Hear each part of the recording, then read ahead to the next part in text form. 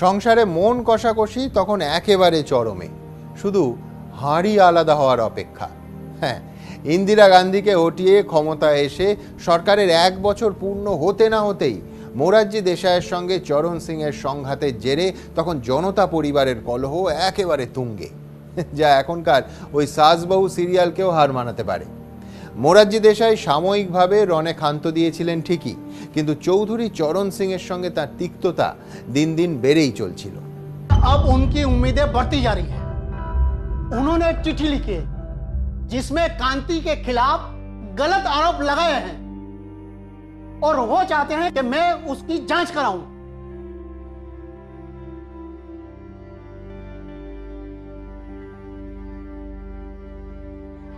वैसे तो कई लोग मुझे भी सलाह देते हैं कि मैं चरण सिंह से गृह मंत्रालय वापस ले लूं। उन्हें अपमानित करना ठीक नहीं है। हो सकता है तो गृह मंत्री के तौर पर ज्यादा असरदार न हो, लेकिन हम उनकी राजनीतिक हैसियत को नजरअंदाज नहीं कर सकते। মোরারজি দেশাই এবং চরণ সিংয়ের মধ্যে বিরোধের অন্যতম প্রধান কারণ ছিলেন স্বয়ং ইন্দিরা গান্ধী। চরণ সিং চাইছিলেন ইন্দিরা গান্ধীর বিরুদ্ধে যেসব মামলা চলছে তা দ্রুত নিষ্পত্তির জন্য বিশেষ আদালত তৈরি করতে, কিন্তু মোরারজি দেশাই শুরুতে এই প্রস্তাবের সঙ্গে একেবারেই একমত ছিলেন না। কিন্তু মোরারজির এই মনোভাবের কারণ কি ছিল সেটা বুঝতেই এবার সরাসরি কথা বলে নেব ইতিহাসের অধ্যাপক তানিয়া রায়ের সঙ্গে। আচ্ছা অধ্যাপক রায়, মোরারজি তো ইন্দিরা গান্ধীর কট্টর বিরোধী ছিলেন, তাহলে ইন্দিরা গান্ধীর বিরুদ্ধে মামলায় বিশেষ আদালত স্থাপন করতে তিনি রাজি ছিলেন না কেন? মোরারজি দেশাইয়ের বক্তব্য এই বিষয়ে ভীষণভাবে স্পষ্ট। উনি বলেছেন যে ইন্দিরা গান্ধীর যে জনগণ যে রায় দিয়েছেন ইন্দিরা গান্ধীর বিরুদ্ধে, তার ব্যাপক পরাজয়, সেটাই তো যথেষ্ট। তার জন্য আলাদাভাবে শাস্তি নির্ধারণ করার কোনো প্রয়োজন তিনি বোধ করেননি। তখন পরিস্থিতি এমন পর্যায়ে পৌঁছে গেছিল যে চরণ সিং বলেছিলেন ইন্দিরা গান্ধীকে অবিলম্বে গ্রেফতার করা না হলে মানুষ সেটা ভালোভাবে নেবে না। উল্টো দিকে মোরারজি দেশাই আবার এ বিষয়ে বিন্দু মাত্র তাড়াহুড়ো কিংবা বাড়াবাড়ি করার পক্ষপাতী ছিলেন না। सर ये बताइए, क्या उन पर मुकदमा चलाने के लिए विशेष अदालतों के गठन का प्रस्ताव है? मुझे नहीं लगता किसी नई व्यवस्था की जरूरत है। ऐसा करना गलत होगा। जो लोग मुझसे सहमत नहीं हैं, वो जानते ही नहीं कि जनता हमारे बारे में क्या सोचती है। लोग हमसे सवाल करते हैं कि पूर्व प्रधानमंत्री अब तक जेल में क्यों नहीं है। उन्हें लगता है कि सरकार में बैठे हुए सब के सब लोग नामर्द हैं जो देश चला नहीं सकते।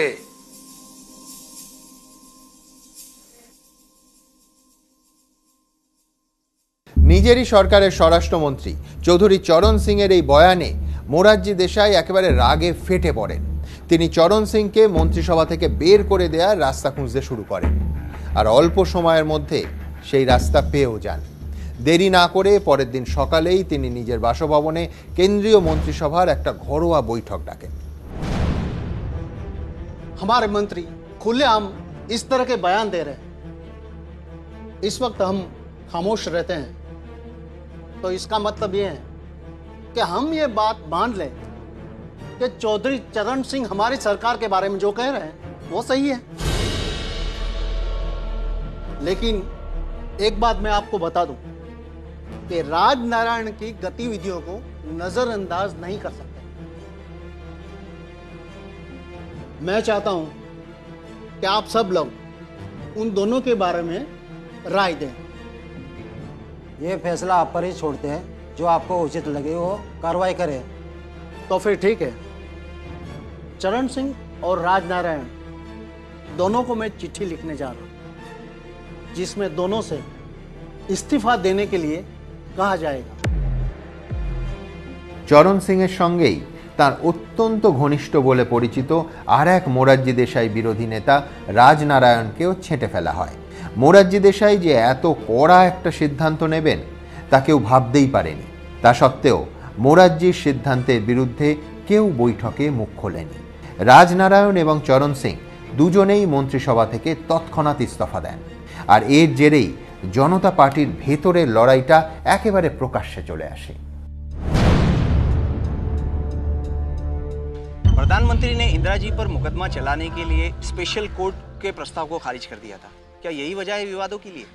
देखिए, अगर उन्हें यही सब करना था तो एक बार मुझसे बात तो कर सकते थे। अब आप लोग ही बताइए कि एक प्रधानमंत्री की यह जिम्मेदारी नहीं है कि अपने गृह मंत्री से ऐसे मामलों में सलाह मशवरा करे। मैं मरा नहीं था, जिंदा हूं मैं। জনতা পার্টির অন্দরে কোন্দল যত বাড়ছিল, ইন্দিরা আর সঞ্জয় গান্ধীর হাসিও ততই চওড়া হচ্ছিল। তারা এই রকম একটা সময়েরই অপেক্ষা করছিলেন। রাজনারায়ণ আর চরণ সিংকে ঘুঁটি হিসেবে ব্যবহার করে জনতা পার্টিতে যে ভাঙন ধরানো সম্ভব সেটা তারা পরিষ্কার বুঝে গেছিলেন। সঞ্জয় গান্ধী রাজনারায়ণের সঙ্গে কথা বলে ক্রমশ তাকে কবজায় আনছিলেন। সেই রাজনারায়ণ যিনি একসময় ইন্দিরার চরম বিরোধী ছিলেন, এমনকি ইন্দিরাকে ভোটেও হারিয়েছিলেন। এহেন রাজনারায়ণের সঙ্গেই তখন সঞ্জয় গান্ধীর ঘনিষ্ঠতা বাড়ছিল, এবং গোপনে। সঞ্জয় গান্ধী আর রাজনারায়ণের প্রথম সাক্ষাৎ কোনো হিন্দি ছবির দৃশ্যের থেকে কম রোমাঞ্চকর ছিল না। আগে থেকেই একটা জায়গা ঠিক করা হয়েছিল, সেখানে সঞ্জয় গান্ধীর জন্য অপেক্ষা করছিলেন রাজনারায়ণ। কিছুক্ষণের মধ্যেই সেখানে পৌঁছয় একটা সাদা অ্যাম্বাসেডর গাড়ি। রাজনারায়ণ বিদ্যুৎ গতিতে গাড়ির পিছনের সিটে উঠে বসেন। গাড়িটা ঝড়ের গতিতে সেখান থেকে বেরিয়ে যায়। গাড়িতে বসেই সঞ্জয় গান্ধীর কাছে একে একে জনতা পার্টির সমস্ত গোপন কথা ফাঁস করে দেন রাজনারায়ণ। বিশেষ করে প্রধানমন্ত্রী মোরারজি দেশাই, জনতা পার্টির সভাপতি চন্দ্রশেখর এবং জনসংঘের সদস্যদের বিরুদ্ধে ক্ষোভ উগরে দেন তিনি। তার প্রত্যেকটা কথা মন দিয়ে শোনেন সঞ্জয় গান্ধী। তারপর অত্যন্ত কৌশলে, যেন ভীষণ সহানুভূতির সঙ্গে প্রশ্ন করেন, তাহলে ভারতীয় লোকদল জনতা পার্টি ছেড়ে বেরিয়ে যাচ্ছে না কেন? সঞ্জয় লাগাতার রাজনারায়ণকে উস্কানি দিয়ে যাচ্ছিলেন, আর একই সঙ্গে ইন্দিরা গান্ধীর সঙ্গে পরামর্শ করে সঞ্জয় তৈরি করছিলেন মোরারজি দেশাইয়ের সরকার ফেলার ব্লুপ্রিন্ট। राजनारायण जी का दावा है कि चौधरी जी के साथ साथ लगभग 100 सांसद जनता पार्टी छोड़ देंगे। उसके अलावा वो लेफ्ट और कुछ क्षेत्रीय पार्टियों के समर्थन की कोशिश भी कर रहे हैं। ऐसे में अगर हम उन्हें अपना समर्थन देते हैं तो जनता की सरकार गिर सकती है। अगर चौधरी चरण सिंह प्रधानमंत्री बनते हैं तो वो मोरारजी देसाई से ज्यादा खतरनाक साबित होंगे। उन पर बिल्कुल भरोसा नहीं किया जा सकता। आपकी बात सही है, लेकिन फिलहाल जनता पार्टी को सरकार के गिराने के लिए इसके अलावा हमारे पास और कोई रास्ता है नहीं, इसलिए थोड़ा खतरा तो उठाना पड़ेगा। और हाँ, ये इतना आसान भी नहीं होगा। मुझे लगता है कोशिश करने में कोई हर्ज नहीं है।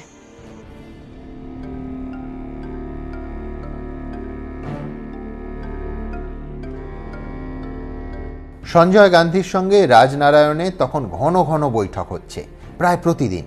চরণ সিংও সবটা জানতেন, তবে তিনি এটাও জানতেন যে তাঁর সঙ্গে খুব বেশি হলে 30 থেকে 35 জন সাংসদ রয়েছেন।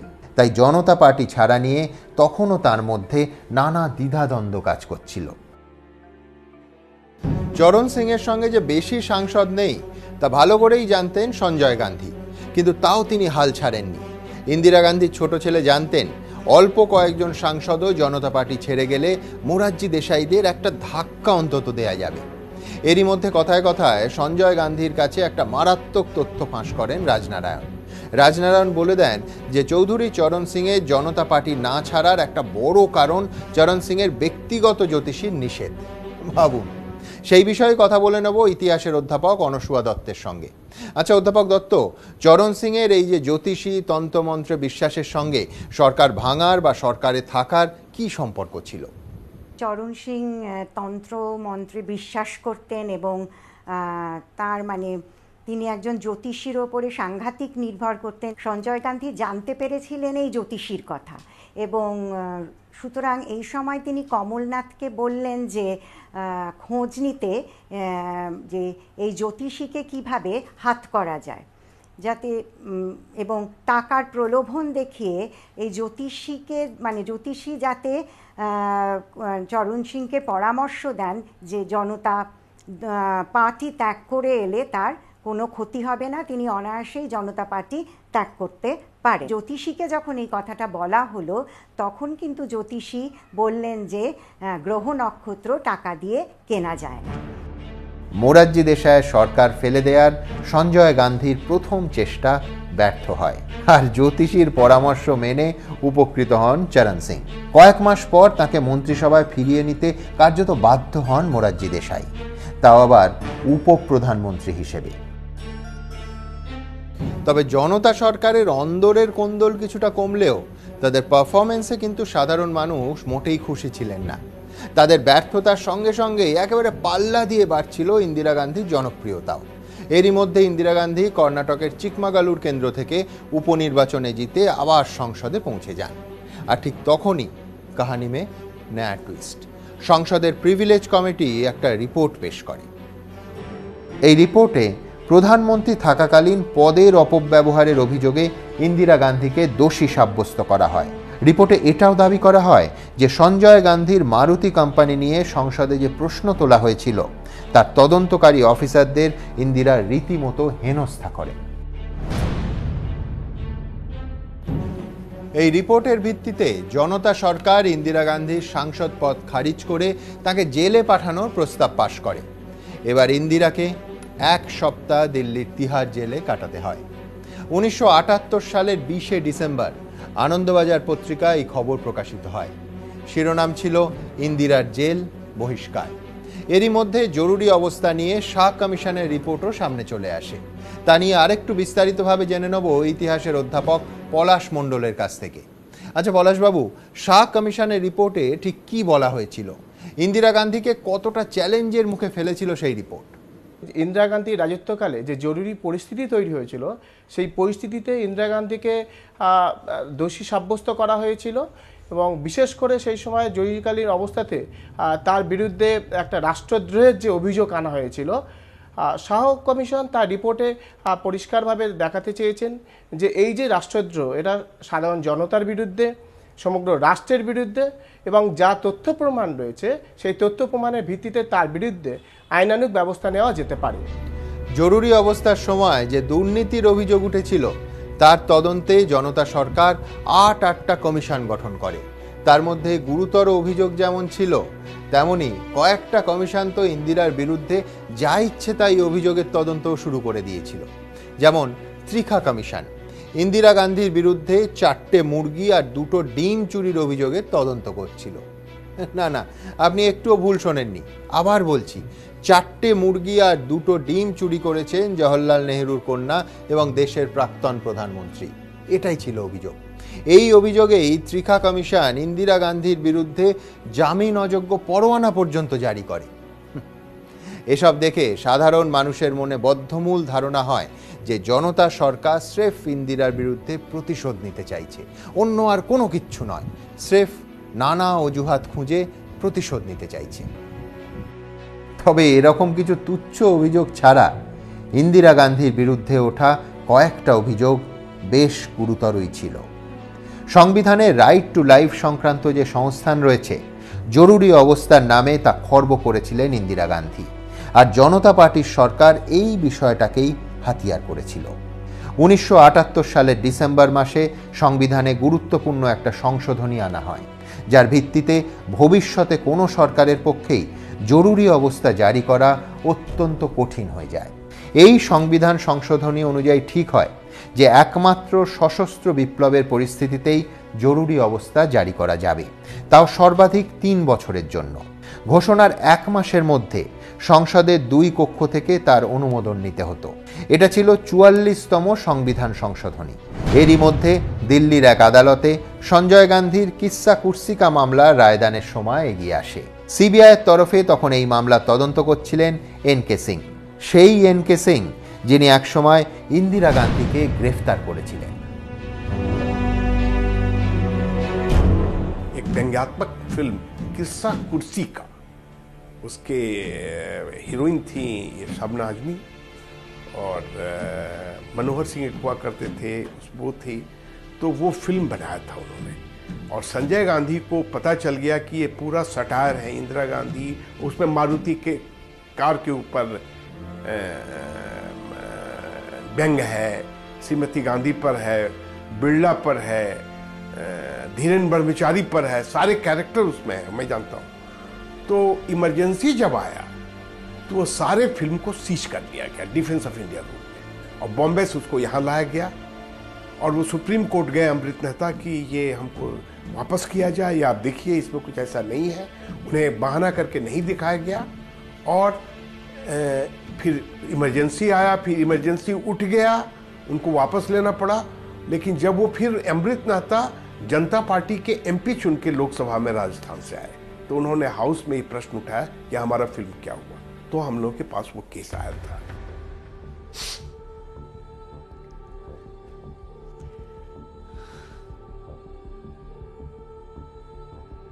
Control yourself.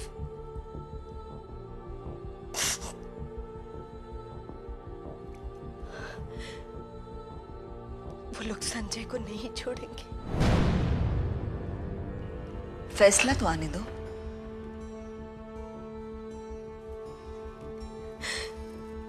मुझे पता है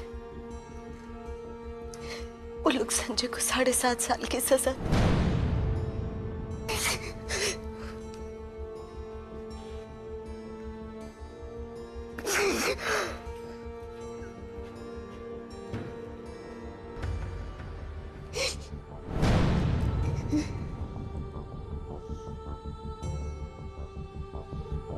সঞ্জয়ের মামলার রায় ঘোষণার দিন যত এগিয়ে আসছিল, ইন্দিরার ভয় ততই বাড়ছিল। অবশেষে আসে সেই দিন। क्या हुआ धवन? मैम, संजय जी और वीसी शुक्ला दोनों को 2-2 साल की सजा सुनाई गई है। लेकिन अच्छी बात यह है कि उन दोनों को जमानत मिल गई। জামিনের খবর ইন্দিরা গান্ধীকে কিছুটা স্বস্তি দেয়, তবে সেই স্বস্তি আঁকড়ে ধরে তিনি একদিনও বসে থাকেননি। ফের সঞ্জয় গান্ধীর সঙ্গে জনতা পার্টির সরকার ফেলার পরিকল্পনা শুরু করে দেন ইন্দিরা। সঞ্জয় গান্ধী ফের একবার যোগাযোগ করেন তার দাবার ঘুঁটি রাজনারায়ণের সঙ্গে। संजय बाबू, मानसून सेशन शुरू होने वाला है। इस बार मोरारजी पूरी तरह से गिर जाए। राजनारायण जी, सिर्फ मोरारजी देसाई को निशाना बनाने से काम नहीं चलेगा। जब तक जनसंघ प्रधानमंत्री के साथ है, उन्हें कुर्सी से हटाना बहुत मुश्किल है। आपको जनसंघ को जनता पार्टी से अलग करना होगा। और मैं आपको विश्वास दिलाता हूं कि अगर आप जनता सरकार को गिराने में कामयाब रहे तो कांग्रेस और चौधरी साहब को प्रधानमंत्री बनाने में पूरी मदद करेगी।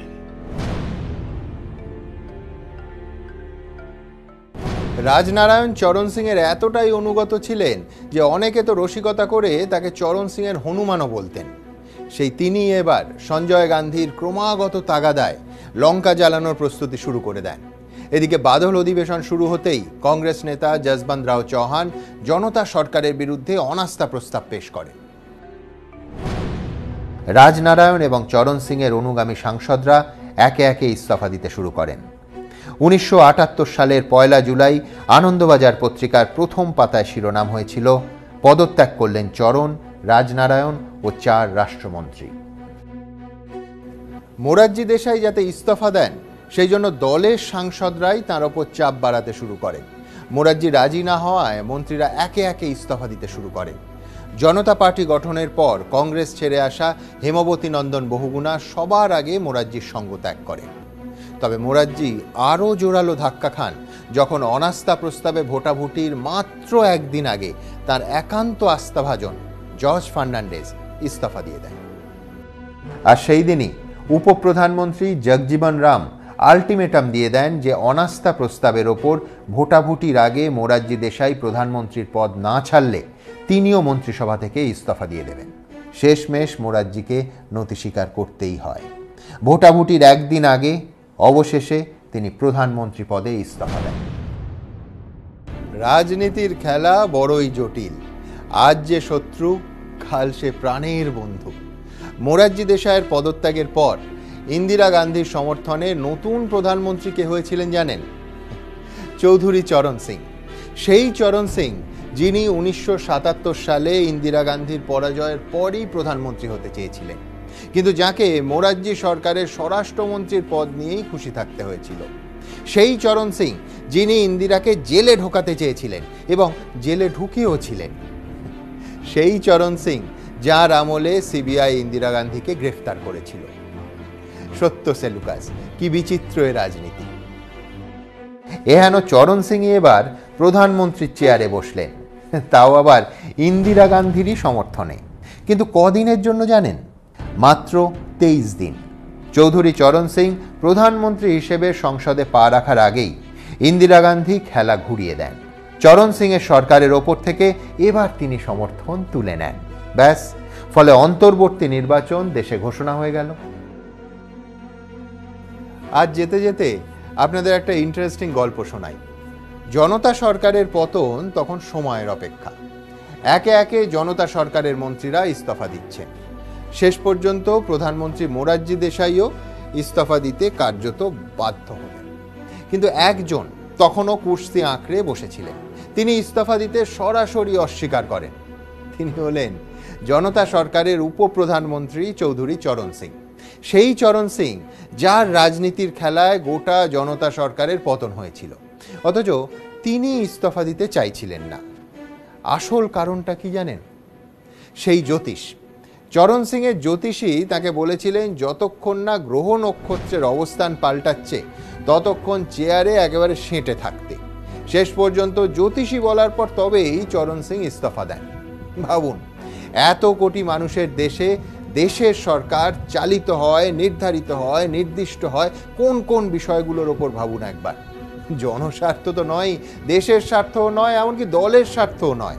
জ্যোতিষের যুক্তি মেনে একটা দেশের সরকার পড়ে অথবা পড়ে না। ভাবুন। যাই হোক, আবার দেখা হবে ভারত কথার পরের পর্বে। আমি ফিরে আসব সেই ঘটনাটা নিয়ে যখন দিল্লির মসনদে আবার ফিরে এলেন ইন্দিরা গান্ধী। 1984 31 অক্টোবর। স্কুলে তখন এখনো পরিষ্কার মনে আছে দিনটা।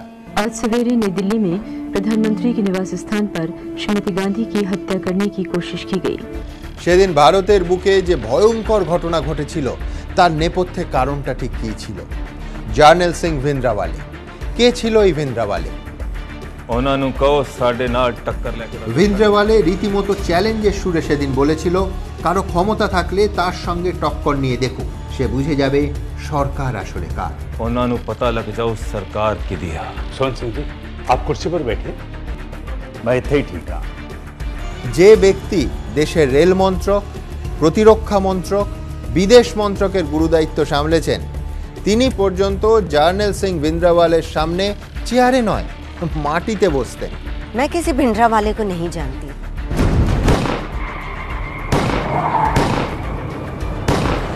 ইন্দিরা গান্ধীর ঘনিষ্ঠ বন্ধু পুপুল জয়কারের কথা অনুযায়ী প্রধানমন্ত্রীর ইশারাতেই ভিন্দ্রাওয়ালেকে জামিনে মুক্তি দেয়া হয়। लाला जगत नारायण की हत्या में उनके खिलाफ कोई भी सबूत नहीं मिला है। भिंडरवाला को कांग्रेस और अकाली दल दोनों का संरक्षण मिल रहा है। জার্নেল সিং ভিন্দ্রাওয়ালের প্রবল প্রতাপের সামনে তখন শিখ সম্প্রদায়ের নরমপন্থী নেতারা কার্যত কুঁকড়ে গিয়েছিলেন। এমন একটা সময় পাঞ্জাবের বুকে ফের একটা হাই প্রোফাইল হত্যাকাণ্ড ঘটে। মুখ্যমন্ত্রী দরবারা সিংকে রীতিমতো কাকুতি মিনতি করে বলতে হয়েছিল ভিন্দ্রাওয়ালের অনুগামীরা যেন মৃতদেহ সরিয়ে নিয়ে যেতে দেয়। अपने पुलिस वाले की लाश चक्के ले जाओ। পরিস্থিতি যেদিকে গড়াচ্ছিল তাতে পরিষ্কার ইঙ্গিত ছিল যে ভয়াবহ কিছু একটা ঘটতে চলেছে। তবে সেটা যে অপারেশন ব্লু স্টারের মতো কিছু, তা সম্ভবত কেউ আঁচই করতে পারেননি।